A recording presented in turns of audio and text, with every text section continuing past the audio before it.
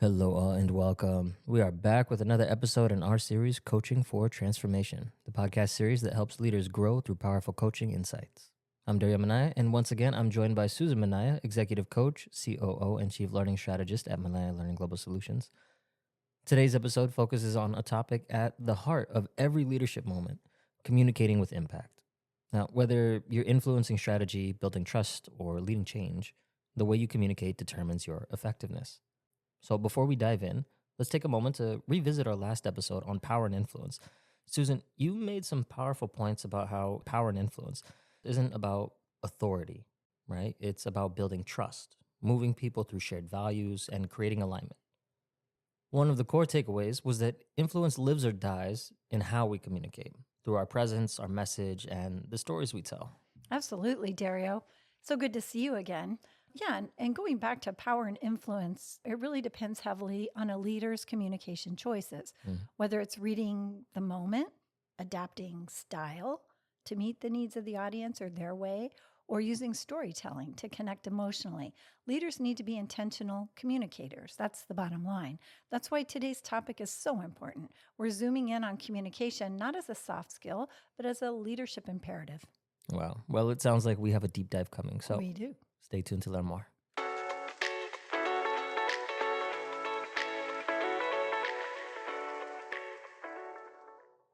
All right, Susan, let's dive in. So we hear it all the time. Communication is key. Communication is key. Communication is key. But from a leadership and coaching perspective, what does that really mean? Communication is leadership. Leaders have to know how to communicate to be effective. Every interaction that they make sends a message, not just the words that they say, but how they say them, what they prioritize, who they engage with, and how they show up. Coaches help leaders see that they're always on stage, right? Their communication either builds clarity and trust, or it's going to create confusion and distance. The most effective communicators are intentional ones. They understand that leadership communication is a process and not just a one-time event. It's a way of aligning people to purpose, reinforcing values, and creating momentum towards results. I mentioned how DISC was a powerful tool, Dario, that leaders can use to be more effective at casting a vision, creating alignment, and achieving results. Effective communication is the bedrock for all of these phases. You've also mentioned about communication flexibility. Can you walk us through the key styles a leader can use? Oh, absolutely. I coach leaders to move beyond a one-style-fits-all approach. So flexibility is key for effective communicators. And I guess in the simplest way, there are 6 core communication approaches. Well, that may seem like a lot, but it'll make sense. My goodness, 6. Okay. Each suited to different moments, right? So the Yeah. first one would be the left brain communication approach. So here leaders would use logic and data to make a rational case for something. This might be used for making a case for a budget, or maybe even a new technology implementation, for example. Here, we just want the facts, ma'am, right? Yeah. The other one would be right brain communication approach. And so here, leaders leverage stories. They use metaphors and really try to appeal to the emotion of someone to create connection and support. Leaders may consider this during change initiatives, for example, or gaining commitment for collaboration on an initiative. So the third one is gut core communications approach. Okay, you follow me? We're in the head. Now we're going to the gut and core.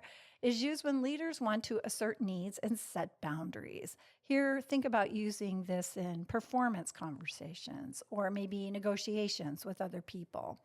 The fourth one would be heart communication approach. So we're going back up. And this is used when leaders want to engage and build commitment. In this style, a leader would probably be curious and ask questions. They'd listen very deeply and do active listening, right? Yeah. And acknowledge what they hear. So this is a great approach for things like focus groups, for team meetings, when wanting to create a safe space for conversations, for example. The fifth one would be the spirit. So this approach is used by leaders to build on shared values and relationships to deepen alignment.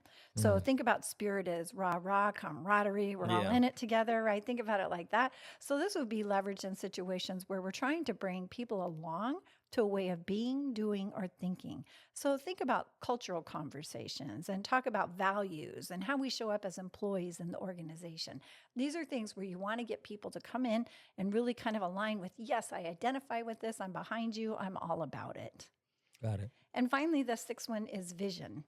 And this is used to paint a compelling future. Here, leaders are basically leveraging a future state vision to inspire and energize teams that, hey, we want to get there to the other side. So, this is something you would use a lot in change initiatives or things like that, right? When you're trying to create new initiatives or projects or new ways of being, where you have to create that vision, Yeah. do the alignment, and kind of do the execution. That makes a lot of sense. Yeah. And you know what? When sometimes things go off track, right? In Yeah. conversations, It's true. people get upset, people get mad. And so in these cases, you really want to use your legs. My legs, okay. Yeah, the legs, because you're going to pause, regroup, and return Okay. when, things get more grounded. So let me give you a quick example. Say you're in a meeting where tensions are really high and emotions spike unexpectedly. Everything starts flaring up at the table.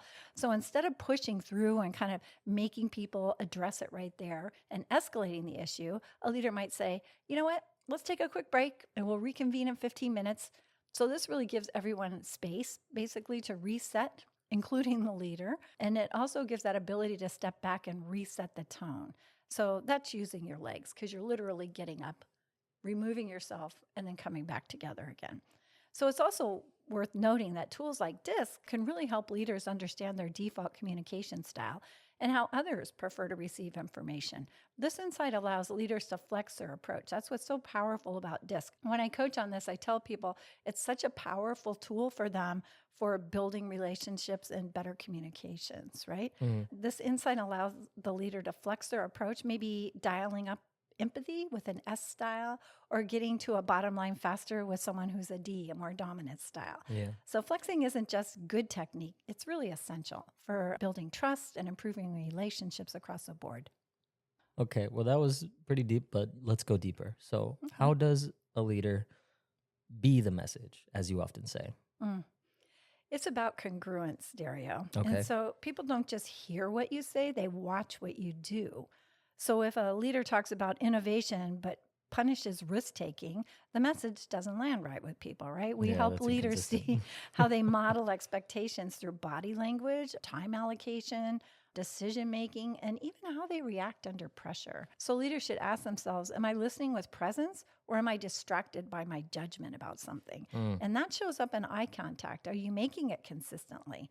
Or are you nodding an acknowledgement? Or are you looking over someone's shoulder, which signals I'm not really paying attention to you? I kind of am looking at something else or want to move on, right? Are you pausing to absorb what I said? Or are you just waiting to jump in with a rebuttal, right? So listening to respond as opposed to listening to understand. So these are like micro moments that really shape trust and respect between the leader and those they're trying to interact with. So, can you share examples of how coaching brings this to life? Sure, here are a few powerful coaching scenarios I could share with you. Let's look at a technical leader promoted to a strategic role that needs to shift from their SME expertise, a very dense data slides, to really inspiring narratives. It's a big shift for someone like that. Yeah. I'll often start with presentation coaching with them, followed by structured storytelling techniques, and really helping them understand the rule of three to organize their ideas clearly and not go too deep into the weeds. Okay? So for a visionary leader who energizes others but kind of leaves them unsure of what to do next, I'm inspired, but now what? Yeah. So I'll help them slow down and kind of clarify their ask, so they're very enthusiastic, but like, what are you trying to get people to do? And really help them use their heart or their left brain styles to ensure that the teams understand the priorities and the expectations. So a third example I could give you is a quiet, maybe high potential manager who freezes in senior meetings. They can't speak up. I might use role play to practice strong openings with this individual, maybe body language work, and help that individual reframe limiting beliefs around maybe their authority or visibility or competency, as a matter of fact. Well, So each coaching plan is customized because everybody's different, right? So Mhm. what they're challenged with is unique. But I often integrate assessment tools, role play simulations, and targeted feedback sessions to reinforce new habits for them to be better communicators. Those are great examples. Thank you. I mean, listening is often overlooked. So, how do you coach leaders to truly listen? Listening is the gateway to impactful communication. So we said communicating with impact is a segment, Hmm. but listening is really key. And I don't mean passive listening, I mean active listening. I mentioned that before, where we listen for emotion in people, commitments from people, roadblocks they may be facing, motivation, shared goals. As coaches, we tend to pay attention to what's said, but not only that, we pay attention to what isn't being said.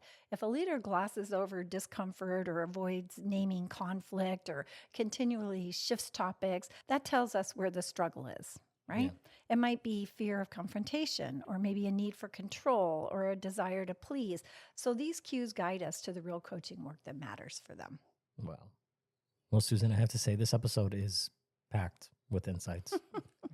Do you have any final advice for our listeners?